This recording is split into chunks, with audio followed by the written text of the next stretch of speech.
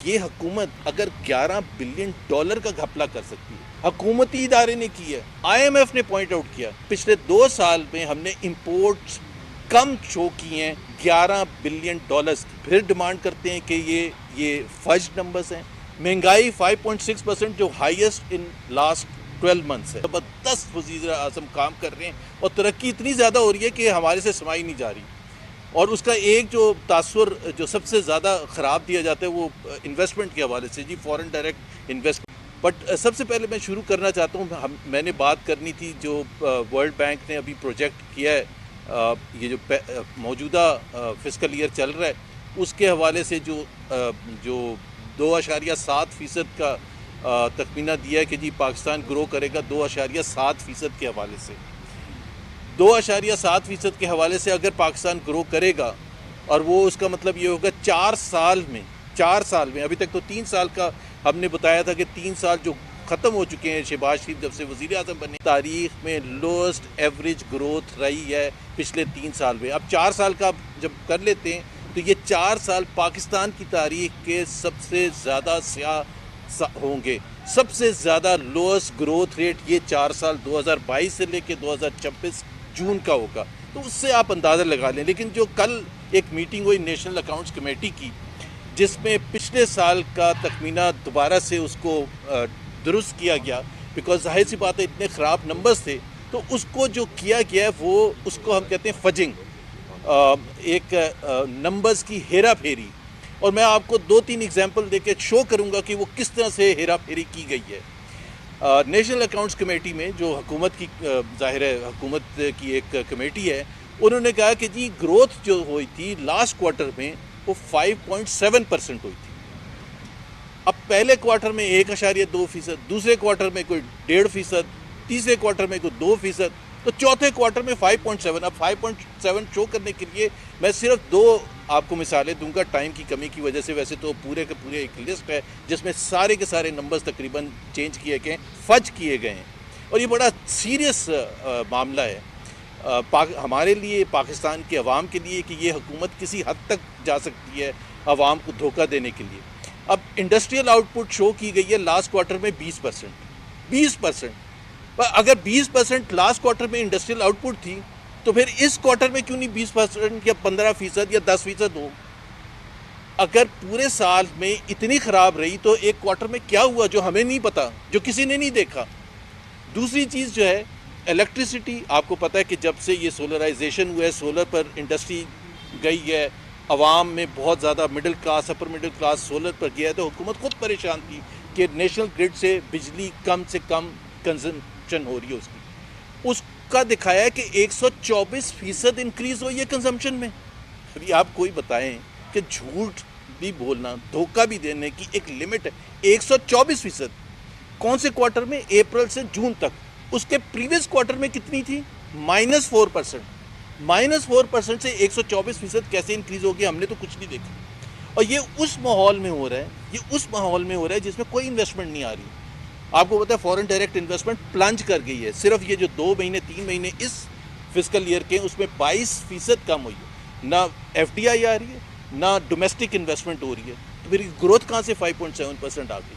اور انویسٹمنٹ پر صرف ایک میں تھوڑا سا صرف یہ کہوں گا کہ آپ کو پتہ ہے، اور یہ دوبارہ کہنے کی ضرورت اس لیے ہوتی ہے، ایس آئی ایف سی بنا تھا جون 2023 میں، اور ہمیں بتایا گیا تھا 75 بلین 50 بلین 100 بلین آئیں گے۔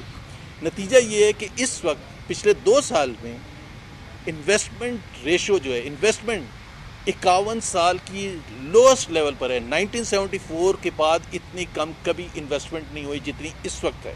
تو آپ خود اندازہ لگائیں نا، انویسٹمنٹ ہے، ریونیو، ٹیکس ریونیو شارٹ فال کتنا 200 بلین کا آلریڈی ہو چکا ہے پہلے کوارٹر میں۔ مہنگائی 5.6% جو ہائیسٹ ان لاسٹ 12 months ہے۔ اچھا، اب یہ اگر اس کو ہم، یہ جو میں نمبرز کی بات کر رہا تھا کہ کس طرح سے فج کیے گئے ہیں، اس کو میں ریلیٹ کروں گا، اور یہ بڑا امپورٹنٹ ہے۔ آپ نے سنا ہوگا یہ 4 دن پہلے آئی ایم ایف کا جو وفد اس وقت پاکستان میں بیٹھ کے بات چیت کر رہا ہے، انہوں نے پوائنٹ آؤٹ کیا، آئی ایم ایف نے پوائنٹ آؤٹ کیا، اور عوام تک وہ بات پہنچی کہ پچھلے 2 سال میں ہم نے امپورٹس کم شو کی ہیں $11 بلین کی۔ $11 بلین کی امپورٹس ہم نے کم شو کی۔ اب آپ امیجن کریں کہ تقریباً $5.5-6 بلین پر ایئر، یہ 2 سال میں $11 بلین۔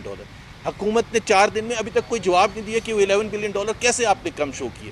اگر امپورٹس $11 بلین غلط شو کی تھی، اس کا مطلب ہے ہر ٹریڈ نمبر غلط تھا، ٹریڈ ڈیفیسٹ بھی غلط رپورٹ کیا تھا، اس کا مطلب ہے کرنٹ اکاؤنٹ ڈیفیسٹ بھی غلط رپورٹ کیا تھا۔ تو اگر آپ یہ سب چیزوں کو اندازہ لگائیں کہ یہ حکومت اگر $11 بلین کا گھپلا کر سکتی ہے، کوئی کم اماؤنٹ نہیں، یہ پاکستان کی تاریخ میں ایسا کبھی بھی نہیں ہوا۔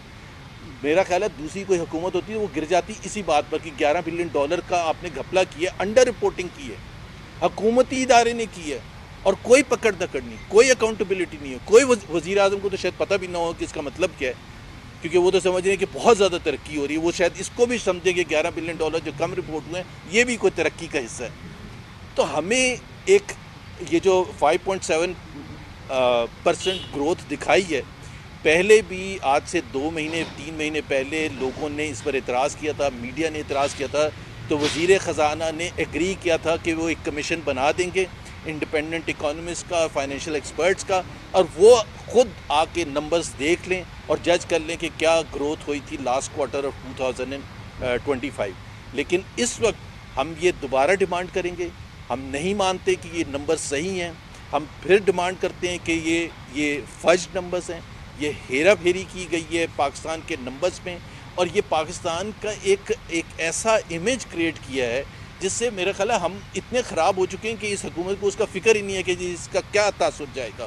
اور سب سے بڑی بات یہ ہے کہ وہ جو $11 بلین کی ہیرا پھیری ہے، جو انڈر رپورٹنگ ہے، جو IMF نے کنفرم کیا ہے، اور IMF نے حکومت کو کہا ہے کہ آپ پبلکلی اس کو جا کے کریں۔ اب اگر ہم ٹریڈ نمبرز کو ویسے دیکھ لیں، اس دفعہ کے جو کوارٹر گزرا ہے فرسٹ 3 منتھس، $3.4 بلین کا ٹریڈ ڈیفیسٹ ہے۔ اب ایک طرف ہمیں یہ کہا جا رہا تھا کہ جی ہم بڑے زبردست طریقے سے چل رہے ہیں، اور تھوڑی سی معیشت آگے جانے لگتی ہے تو آپ کو نظر آنا شروع ہو جاتا ہے کہ جو کنٹرول تھا، امپورٹس 14% یا 12% انکریز ہوئی ہیں، ایکسپورٹس جو سب سے بڑا مسئلہ ہے، جو جس کا وزیر اعظم ڈائریکٹلی رسپانسبل ہے۔ یہ تمام جو دورے ہوتے ہیں وہ پاکستان کی معیشت کو اگر سہارا نہ دیں، اور اس میں 2 چیزیں سر فہرست ہیں، ایک ایکسپورٹس بڑھنی چاہیے اور دوسری انویسٹمنٹ یہاں آنی چاہیے۔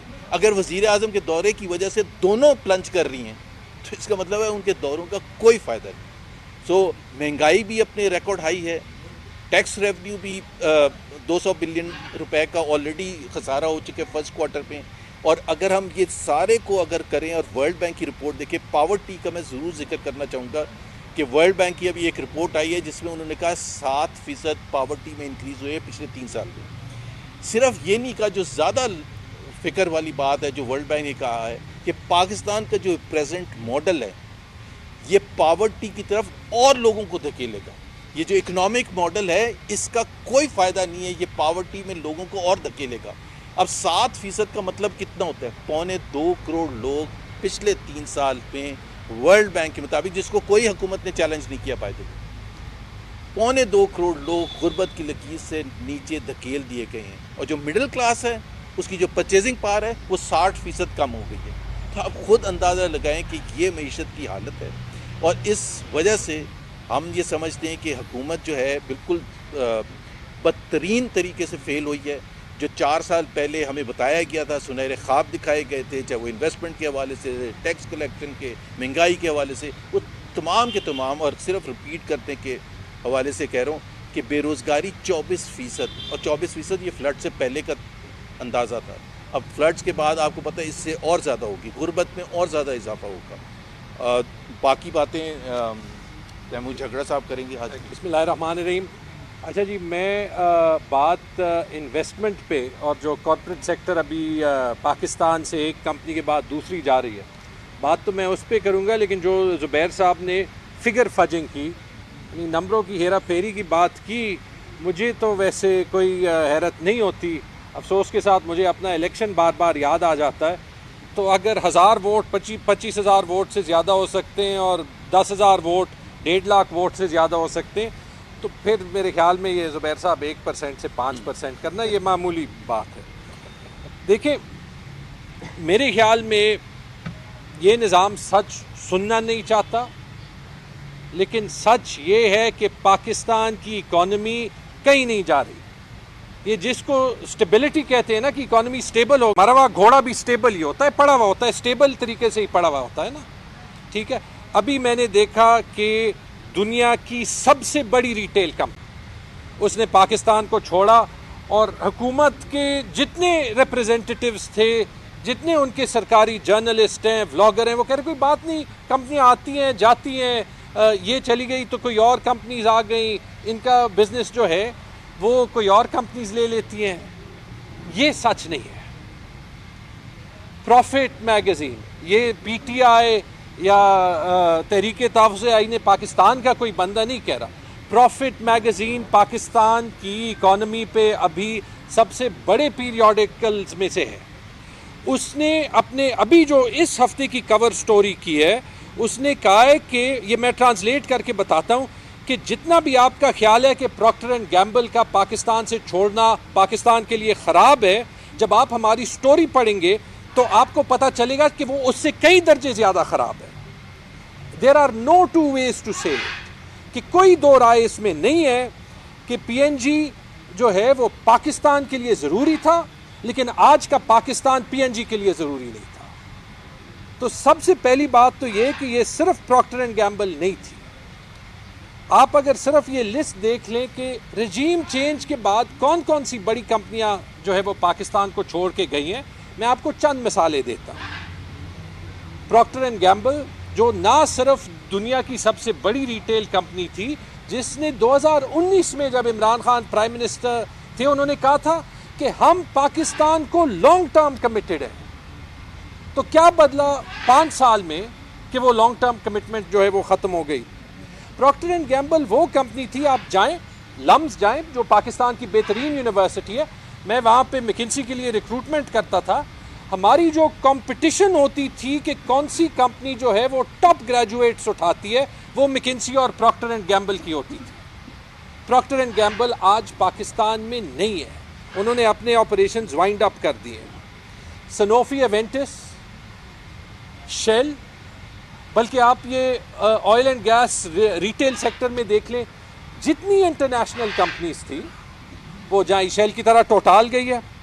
یہ جو فارماسیوٹیکل سیکٹر میں ہے, بائر دیکھ لیں, فائزر دیکھ لیں, 25 کروڑ کا مارکیٹ ہے, چاہے پروکٹر اینڈ گیمبل کے لیے ہو, بائر کے لیے ہو, فائزر کے لیے ہو. اگر انہوں نے گلوبل ریسٹرکچرنگ بھی کرنی تھی کہ ان کا دنیا میں کہیں منافع کم ہو رہا ہے, چاہیے تو تھا کہ اتنی اچھی اکانومی ہے کہ یہاں پہ وہ بیس بنا کے پاکستان سے ایکسپورٹ کرتے, جی سی سی میں کرتے, یورپ میں کرتے, کیونکہ یہاں پہ لیبر کاسٹ کم ہے. کیوں یہ کمپنیاں جو ہے وہ جا رہی ہیں؟ آپ یاماہا دیکھ لیں, ٹھیک ہے آٹوموٹیو سیکٹر ایک سیکٹر ہے جہاں پہ چائنیز پلیئرز آ رہے ہیں, لیکن وہ اس لیے آ رہے ہیں کہ وہ ایگزسٹنگ مارکیٹ سے ان کا پروڈکٹ جو ہے وہ سستا ہے. وہ آپ کو لوگوں کی پرچیزنگ پاور نہیں دکھا رہا کہ لوگوں کی قوت خرید جو ہے وہ زیادہ ہو گئی ہے. وہ گاڑیاں اس پرائس پوائنٹ پہ مل رہی ہیں جہاں پہ دنیا کی گاڑیاں نہیں ملتی. لیکن اگر دیکھنا ہے آٹوموٹیو سیکٹر تو انڈیا کو دیکھ لیں, وہاں مرسیڈیز, فورڈ, آؤڈی مینوفیکچرنگ کرتی ہیں اور دنیا میں ایکسپورٹ کرتی ہیں. یہاں پہ آپ کے پاس مشکل سے یہ ابھی 50 سال بعد یہ 2-3 جو ہے وہ چائنیز کمپنیز آئی ہیں. کریم نے نہ صرف یہاں پہ جو ہے وہ یہ پورا جو ہے وہ موبلٹی کا سیکٹر شروع کیا. کریم کا اونر جو ہے وہ پاکستانی ہے, میرا کولیگ تھا مکنسی میں. کریم نے اپنا فرنٹ آفس بیک آفس دونوں پاکستان میں کھولے تھے. اتنا چھوٹا مارکیٹ ہے کہ کریم دبئی جیسے چھوٹے مارکیٹ میں کام کر سکتی ہے, آج بھی پاکستان سے اس کو جو ہے وہ نکلنا پڑتا ہے. مائکروسافٹ, چاہیے تو تھا کہ آئی ٹی سیکٹر سارا جو ہے وہ یہاں پہ بزنس پروسیس آؤٹ سورسنگ اور کیا کیا کر کے جو ہے وہ دنیا کو سروسز مہیا کرتا. مائکروسافٹ نے پاکستان چھوڑ دی ہے. تو جب آپ معذرت کے ساتھ یہ سارا دیکھتے ہیں نا, تو اس سے آپ کو ایس آئی ایف سی کی پرفارمنس کا بھی پتہ چلتا ہے, اس سے آپ کو جو ہے وہ پاکستان کی معیشت کا بھی پرفارمنس کا پتہ چلتا ہے. اور آخری چیز میں نے دیکھا, اس کا ایک جواب وہ دیتے ہیں کہ جو انویسٹمنٹ ہے وہ پچھلے سال سے کچھ زیادہ ہوئی ہے اور $2.4 ارب کی انویسٹمنٹ آئی ہے. انڈیا میں $80 ارب کی سال کی انویسٹمنٹ آتی ہے. اور جب یہ 2.4 ارب ڈالر آپ دیکھیں، اس میں 2.1 ارب ڈالر جو ہیں وہ ریٹینڈ پروفٹس ہیں. آپ کو پتہ ہے کہ اسٹیٹ بینک جو ہے وہ کمپنیوں کو باہر اپنا منافع بھیجنے نہیں دیتا. جب بھیجنے نہیں دیتا تو وہ پیسے یہاں پہ رہتے ہیں، جب وہ یہاں پہ رہتے ہیں تو وہ انویسٹمنٹ میں کاؤنٹ کرتے ہیں. جو نئی انویسٹمنٹ پاکستان میں آئی ہے $300 ملین کی ہے. زبیر صاحب correct me if I am wrong. $300 million. Pakistan دنیا کا 5واں سب سے بڑا مارکیٹ، جس کو صرف یہ ساری کمپنیز نہیں چھوڑ رہی، ٹھیک ہے، جس کی ایکچوئل نیو انویسٹمنٹ 300 ملین یعنی $30 کروڑ کی ہے یہ ایک سال میں. ٹھیک ہے، یہ آپ کو دکھاتی ہے. میں نے تو 2 MOUs دیکھے. ایک پتھروں کا MOU 100 ارب ڈالر آنے تھے نا، اس 100 ارب ڈالر کے بدلے میں نے 2 MOUs دیکھے. ایک پتھروں کے MOU، آپ کو پتہ ہے ویسے MOU کی کیا حیثیت ہوتی ہے، $500 ملین کا کہتے ہیں MOU ہے. اس کمپنی کا ویب سائٹ دیکھیں، اس کمپنی کا جس کو MOU دیا ہے $7 ملین کی اینول ریونیو ہے. $7 ملین کی جس کمپنی کی حیثیت ہو سال میں منافع بھی نہیں، انکم کمانے کی، تو $500 ملین یعنی کہ ایٹ دس ریٹ 50 سال میں پاکستان میں 500 رکھے گا اگر اس کا سارا ریونیو پاکستان سے آئے. دوسرا وہ میں نے البیک چکن کا MOU دیکھا تھا، اس میں بھی پرائم منسٹر صاحب اور ساری SIFC بیٹھی تھی. اس میں بھی مجھے کریکٹ کر دیں، آج تک البیک چکن کی دکان نہیں کھلی پاکستان میں. کھلی تو نہیں نا ابھی، 1.5 سال ہو گیا. سعودی میں KFC کی طرح بڑا اچھا چکن ہوتا ہے، جب اگر آ جائے ضرور کھا لیں. تو یہ میں نے جو ہے وہ، میں ابھی اس پہ آتا ہوں، یہ میں نے انویسٹمنٹ کی کہانی آپ کو بتانی تھی. یہ سارا کچھ جو ہے، جو بھی یہ گورنمنٹ کے کمنٹیٹر ہیں یا ان کے جو لفافی جرنلسٹس ہیں، ان سے یہ ضرور پوچھیں. اچھا، اس کے ساتھ آپ یہ دیکھ لیں کہ جو زبیر صاحب نے بات بتائی، میں 2 باتیں اور کرنا چاہتا ہوں. جو زبیر صاحب نے کہا کہ ورلڈ بینک کی رپورٹ میں آیا تھا کہ پاکستان میں according to the international poverty standard, ایک تو ہمارا اپنا پاورٹی اسٹینڈرڈ ہے، ہم کم کر دیتے ہیں، اس کے مطابق پچھلے 3 سال میں پاورٹی کی سطح یعنی غربت کی سطح 18% سے 25% تک گئی ہے. انٹرنیشنل اسٹینڈرڈ کے مطابق 45% پاکستانی انٹرنیشنل پاورٹی لائن سے نیچے ہیں. اور وہی ورلڈ بینک کی رپورٹ کہتی ہے کہ یہ معیشت کا ماڈل چل نہیں سکتا. یہ آپ کو پروکٹر اینڈ گیمبل بھی کہہ رہا ہے، یہ آپ کو شیل بھی کہہ رہا ہے، یہ آپ کو ٹوٹال بھی کہہ رہا ہے، یہ آپ کو کریم بھی کہہ رہا ہے، یہ آپ کو فائزر بھی کہہ رہا ہے، یہ آپ کو بائر بھی کہہ رہا ہے، یہ آپ کو پاکستانی انویسٹرز بھی کہہ رہے ہیں. مجھے بتا دیں کون سی پاکستانی جو ہے وہ بزنس ہاؤس نے یہاں پہ پیسہ انویسٹ کیا.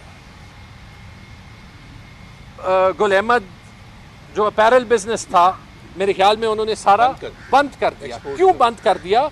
کیونکہ یعنی مطلب یا پاکستان سے ڈیمانڈ نہیں ہے، یا یہاں پہ بجلی مہنگی ہے، یا جو بھی ان پٹ فیکٹرز ہیں وہ آرڈرز ٹائم پہ نہیں دے سکتے، یا آپ نے سپر ٹیکس لگائے ہوئے ہیں. ٹھیک ہے، تو یہ اکانومی تو چیخنا چاہتی ہے، لیکن آپ فیڈ بیک کا موقع تو دیں تاکہ آپ اس کو ٹھیک کر سکیں. آخری بات جی، میں چیف منسٹر پنجاب کو سن رہا تھا، آج کل وہ اور پیپلز پارٹی والے بزی ہیں ایک دوسرے کے ساتھ نورہ کشتی کرنے میں، لیکن انہوں نے ایک بڑی خطرناک بات کی. لگتا ہے کہ ڈیسپریشن میں، کیونکہ جو بھی وہ کریں ہر روز جو ہے وہ 24 گھنٹے ٹی وی پہ ہوتی ہیں، لیکن پاپولیرٹی انہیں بھی پتہ ہے ان کی نہیں بڑھ رہی، تو انہوں نے ایک نیا پنجاب کارڈ استعمال کرنا شروع کر دیا. میرا پانی میری مرضی، پنجاب پہ کوئی تنقید نہیں کر سکتا. اس کا تو جواب پیپلز پارٹی والوں نے ہی دے دیا کہ آپ تو پنجاب نہیں ہیں. ٹھیک ہے، آج خیبر پختونخوا میں آٹا جو ہے وہ رکا ہوا ہے، کیونکہ لگتا ہے کہ میرا آٹا میری مرضی. مصطفیٰ بھائی مجھے کنفرم کر کے دے سکتے ہیں، آرٹیکل 15 گارنٹی کرتا ہے کہ جو گڈز ہیں وہ سارے جو ہیں ان کی پاکستان میں فری موومنٹ ہوگی. یہ آپ کون سا کھیل کھیل رہے ہیں؟ پھر کل آپ کسی کو ذمہ دار ٹھہرائیں گے جب خیبر پختونخوا میں ہم کہیں ہماری ڈیم ہماری مرضی، ہماری بجلی ہماری مرضی، سندھ والے کہیں ہماری بندرگاہ ہماری مرضی، بڑے صوبے پہ رسپانسبلٹی زیادہ ہوتی ہے. یہ گیم جو ہے وہ نہ کھیلیں. آج اگر پنجاب میں آپ جو ہے وہ وہ آٹا تو تب بھی خیبر پختونخوا آ جاتا ہے، اسمگل کر کے آ جاتا ہے. آپ نے بیسک اکنامکس نہیں پڑھی. مطلب مجھے یہ نہیں سمجھ آتی، انہوں نے اس دن کہا تھا کہ مجھے چیف سیکرٹری صاحب کہتے ہیں کہ 10 ارب روپے کے نوٹ آپ جہاز سے گروائیں. اگر یہ ان کی اور ان کی چیف سیکرٹری صاحب کی کلپ پڑا ہوا ہے ٹویٹر پہ، اگر یہ ان کی اکنامکس کی سمجھ ہے تو پھر اللہ ہی جو ہے وہ پاکستان کی اور پاکستان کی اکانومی کو بچائے. میں اسد کیسر صاحب کو دعوت دیتا ہوں کہ وہ جو ایڈ کرنا چاہتے ہیں وہ اس میں ایڈ کریں.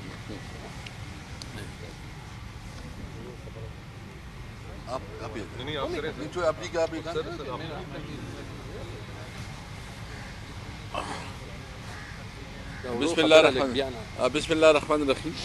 چونکہ آج ہمارے الائنس کی طرف سے ساری ڈسکشن وہ اکانومی پہ تھی، تو ہم تو اس کے سپورٹ کے لیے میں اور مصطفیٰ صاحب بیٹھ گئے ہیں. باقی ساری ڈسکشن آپ کے سامنے انہوں نے رکھ دی ہے کہ یہ جو کہتے ہیں کہ یہ ملک جو ہے نا ایشین ٹائیگر بنے گا، معاشی طور پر بہت ترقی کر رہا ہے. تو اگر ٹی وی چینل یہ دکھائیں اور آپ لوگ اس کو رپورٹ کروائیں تو پھر پتہ چل جائے گا کہ یہ کتنی کامیاب ہے اس ملک کو پراپر ٹریک میں لانے کے لیے اور ایشین ٹائیگر بنانے کے لیے. یعنی اس سے کوئی ایک بھی شعبہ جو ہے نا یہ کنٹرول نہیں ہو رہا. آپ دیکھ رہے ہیں امن و امان کی صورتحال. آج بھی بہت افسوس ہے ہماری صوبے میں ڈی خان میں ایک بہت خوبصورت ینگ لڑکا میجر جو ہے نا وہ شہید ہوا ہے. ہمیں بہت افسوس ہے اور ہم اس کی فیملی کے ساتھ اظہار یکجہتی بھی کرتے ہیں. اور بھی روزانہ آپ دیکھ رہے ہیں کہ اورودی میں بھی اس قسم کی شہادتیں ہوئی ہیں. اور ساتھ ساتھ بلوچستان میں بھی روز کے بڑے بڑے انسرجنسی ہو رہی ہے، بڑے بڑے واقعات ہو رہے ہیں. اور جس طرح کشمیر میں حالات ان کی کنٹرول سے باہر رہے تو پورے ملک میں امن و امان کا ایک بہت سیریس مسئلہ ہے. اور جب امن و امان کا مسئلہ اتنا بڑھ جاتا ہے تو اس صورتحال میں پھر آپ سمجھ سکتے ہیں کہ اکانومی کیسے بڑھے گی. یہ ہائبرڈ نظام جو ہے یہ کسی طور پر قابل قبول نہیں ہے، یہ نہیں چل سکتا. ملک میں آئین اور قانون کی بالادستی ہوگی تب چلے گا.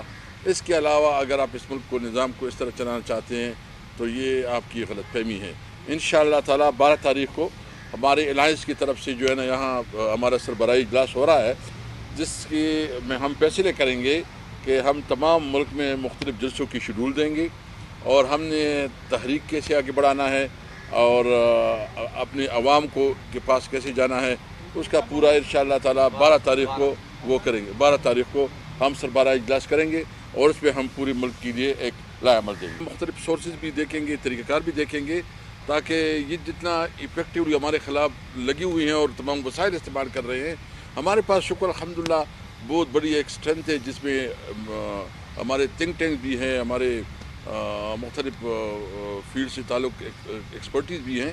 تو ہم تمام ایکسپرٹیز سے استعمال کر کے اپنا لیگل جو ہمارا حق ہے وہ لیں گے انشاءاللہ.